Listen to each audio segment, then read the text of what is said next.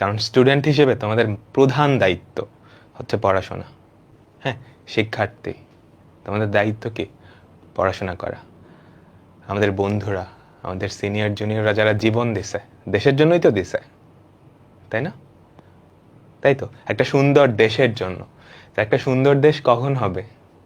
Doctor Yunus চাইলেই সুন্দর দেশ হয়ে যাবে? বা হাসিনা যদি চাইতো, দেশটা কি সুন্দর হয়ে যাইতো? না।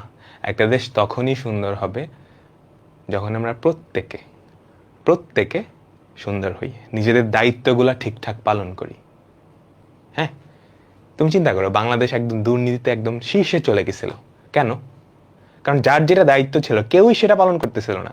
একজন পুলিশের দায়িত্ব কি? জনগণকে সার্ভ করা, আইন শৃঙ্খলা রক্ষা করা, তাই না? ওরা কি এটা করতেছিল? না। কিছু হইলেই ঘুষ।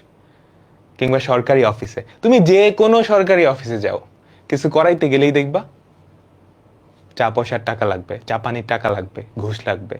অথচ ওটা কিন্তু ওদের দায়িত্ব, ওটার জন্যই ওরা বেতন পায়। তো নিজেদের দায়িত্বগুলা ঠিক মতো পালন করতেছিল না কেউই।